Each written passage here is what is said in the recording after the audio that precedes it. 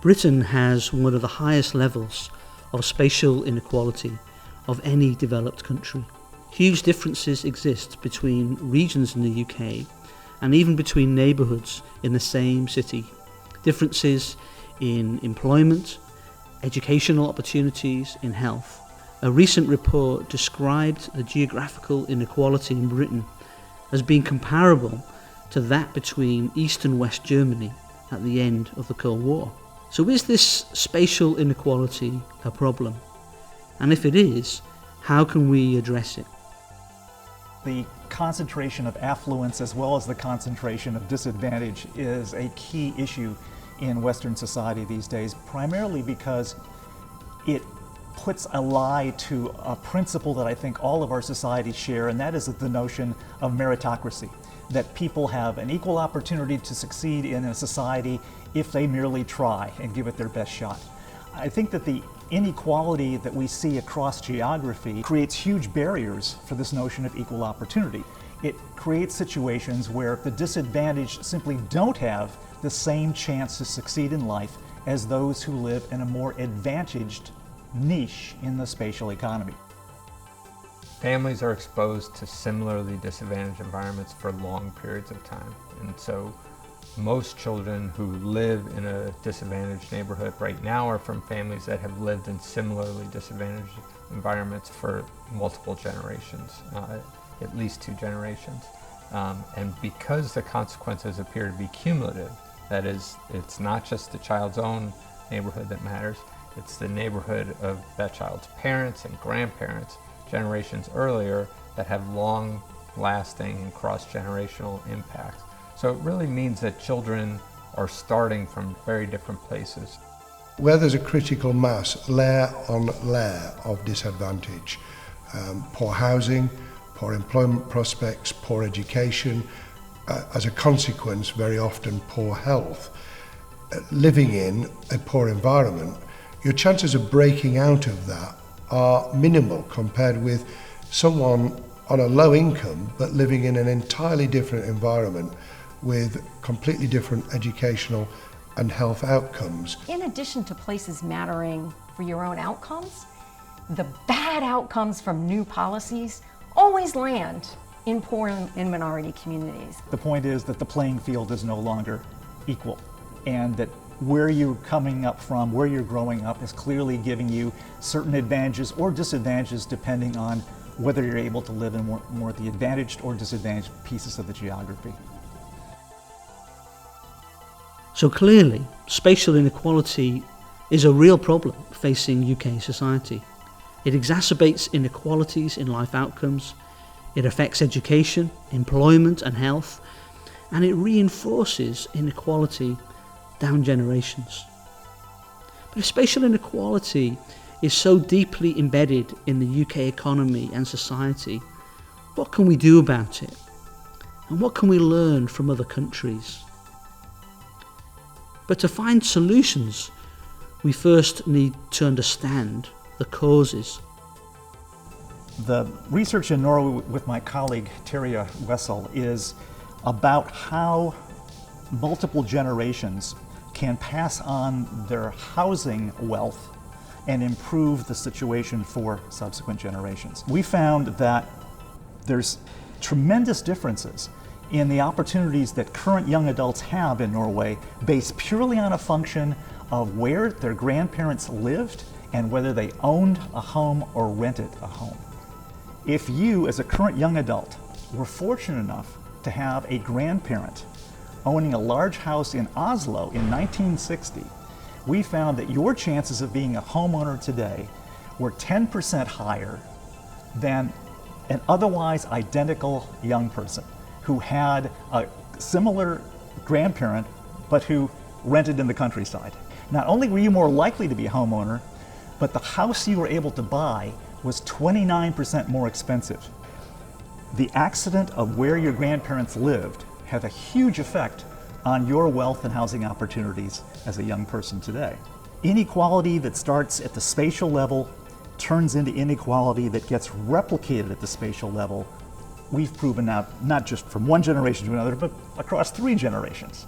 So I assume this process is not unique to Norway. In fact, it is surprising that it's so strong in Norway, because Norway is, at least on its public statements, a very egalitarian society. Plus it also has a wealth tax.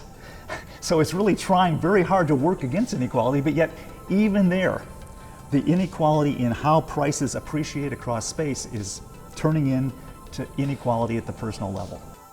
So currently in Glasgow, 1 in 3 children in our class is living in poverty, which is a scandalous statistic for any city in a wealthy country. Research has shown that even when you compare Glasgow with other cities with similar high levels of poverty, Glasgow has much, much higher mortality rates, which previously have been, to a degree, unexplained. So what the research published in the last few years has shown that on top of all the high levels of poverty and other important issues around histories of deindustrialisation, is that Glasgow's been subject to a whole additional set of poor political decision making, which has ultimately had an impact on the people in the city in relation to a whole number of things, including building really poor quality housing and also investing a lot less money than elsewhere in those households.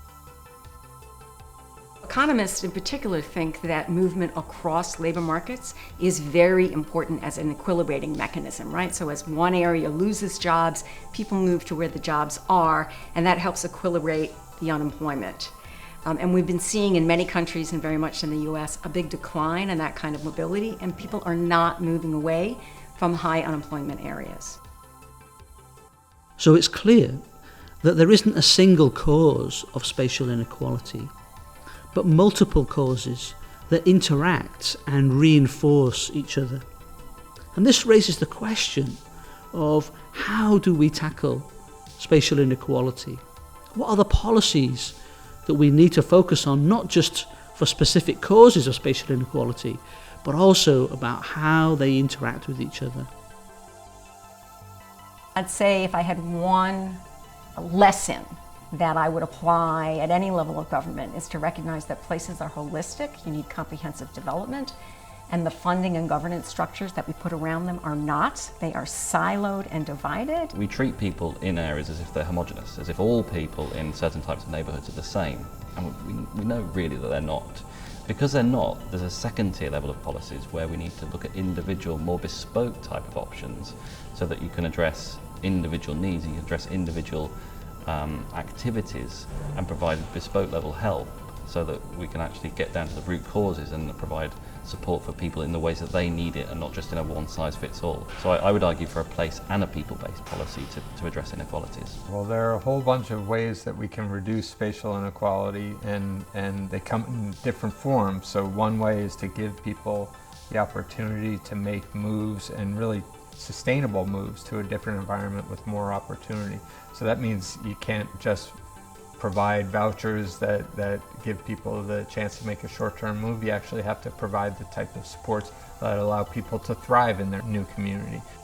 Second approach is to provide investments in neighborhoods and really entire cities that have been left behind in the new economy. And then a third approach is to just change the way we do housing and land use and policy so that we are not creating and reinforcing urban inequality.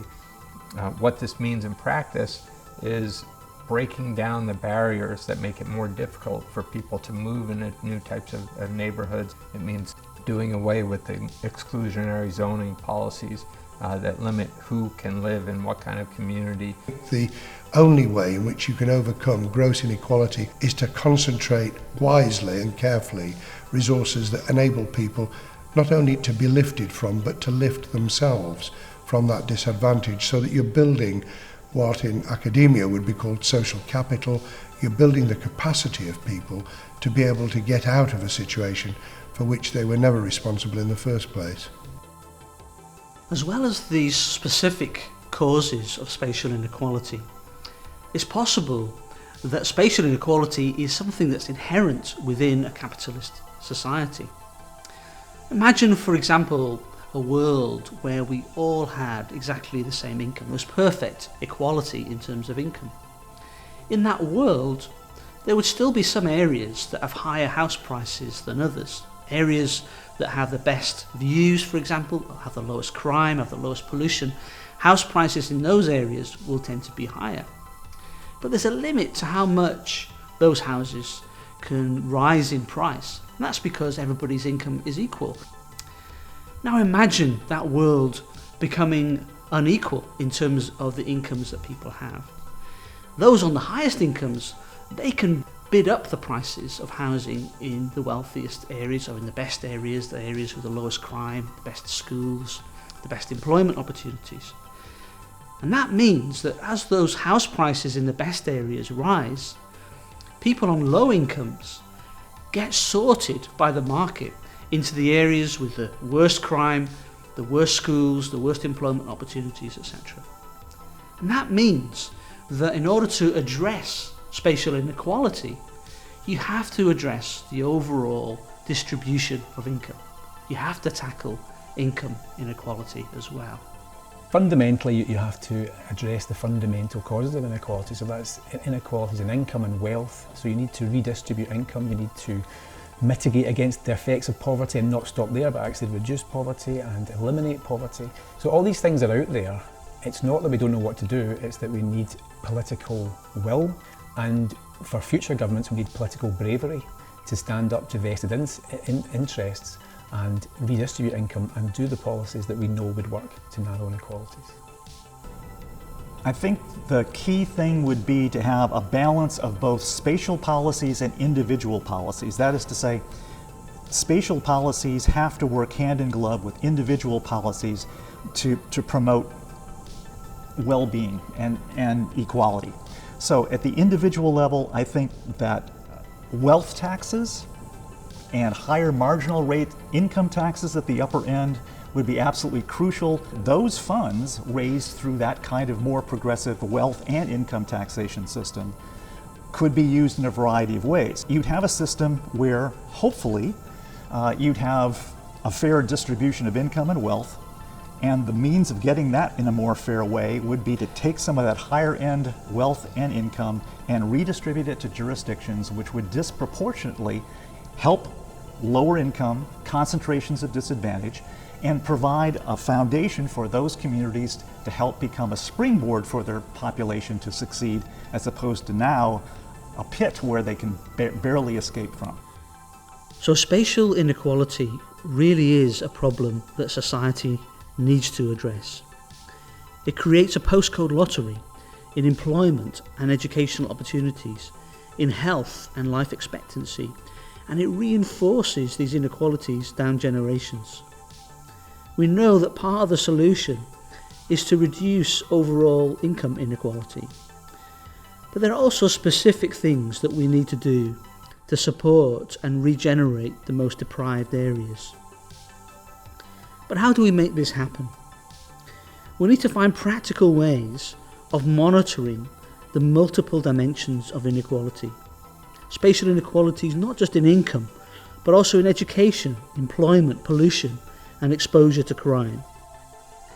And it's this need for practical measures that's at the core of our Understanding Inequalities project, and that spurred our development of new methods for monitoring multidimensional spatial inequality.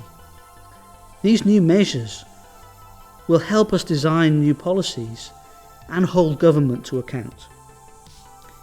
Our goal is to catalyse a new vision for area-based policies in the 21st century. One thing's for certain: spatial inequality is not going away unless as a society we decide to do something about it.